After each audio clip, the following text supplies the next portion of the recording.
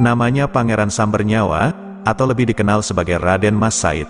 Ia menonjol berkat kegigihannya dalam memerangi musuh-musuhnya. Dengan hanya sedikit prajurit, ia tidak gentar melawan para penyerang. Raden Mas Said adalah seorang panglima perang yang mumpuni, telah menghadapi 250 pertempuran tanpa pernah mengalami kekalahan yang berarti. Julukan Pangeran Sambernyawa disematkan padanya karena dianggap sebagai penebar maut, penyambar nyawa, bagi musuh-musuhnya dalam setiap pertempuran.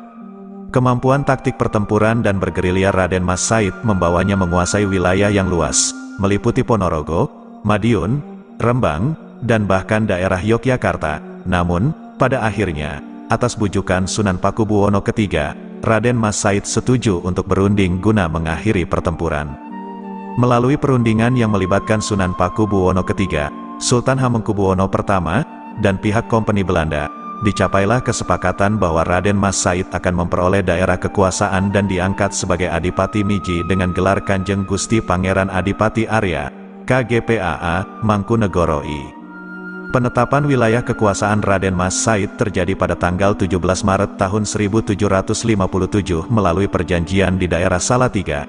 Kedudukannya sebagai Adipati Miji sejajar dengan kedudukan Sunan Pakubuwono III dan Sultan Hamengkubuwono I, dengan wilayah kekuasaan yang meliputi Keduang, bagian timur Wonogiri, Honggobayan, timur laut kota Wonogiri hingga perbatasan Jatipurno dan Jumapolo di Kabupaten Karanganyar, Sembuyan, sekitar Wuryantoro dan Baturetno, Matesih, dan Gunung Kidul. Pangeran Sambernyawa, atau KGPAA Mangkunegoro I, membagi wilayah Kabupaten Wonogiri menjadi 5 daerah, masing-masing memiliki ciri khas atau karakteristik tertentu yang digunakan sebagai metode dalam menyusun strategi kepemimpinan.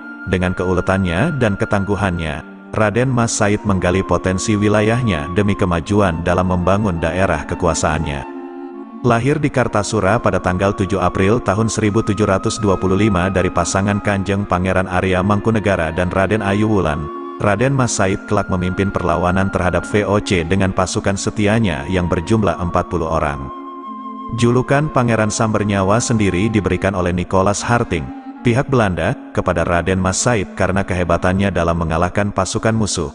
Ayahnya adalah putra sulung Amangkurat keempat, penguasa Mataram pada periode tahun 1719 sampai tahun 1726, yang akhir hayatnya banyak menentang VOC dan akhirnya terbuang ke Sri Lanka hingga wafat. Tahta Mataram selanjutnya jatuh kepada Pangeran Prabasuyasa atau Pakubuwana, PB II.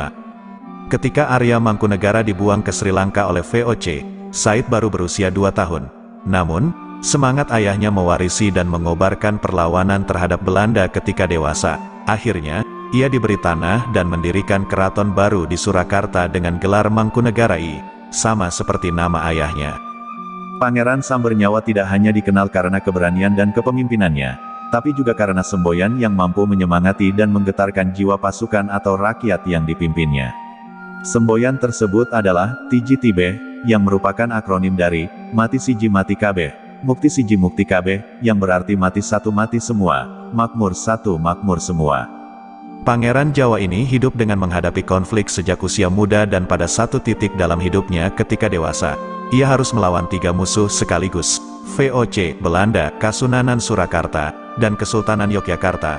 Perjuangannya berlangsung selama 16 tahun, tahun 1749 sampai tahun 1757, dan ia berhasil menghadapi dan mengalahkan musuh-musuhnya. Strategi perang Raden Mas Said adalah Dedemitan, Weweludan, dan Jejemblungan. Dedemitan artinya tidak menampakkan diri saat musuh terlihat kuat, Weweludan berarti menyerang ketika musuh lengah, dan Jejemblungan adalah tindakan cepat menyembunyikan diri. Strategi ini terbukti ampuh dalam membuat pasukan VOC kocar-kacir.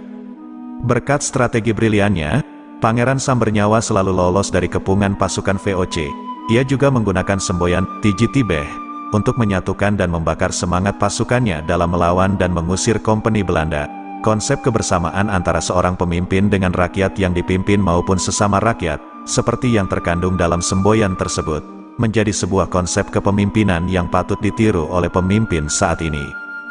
Peninggalan ilmu perang gerilya Pangeran Sambernyawa dilanjutkan oleh Panglima Besar Jenderal Sudirman saat beliau bergerilya melawan penjajah, hingga akhirnya Indonesia memperoleh kemerdekaan.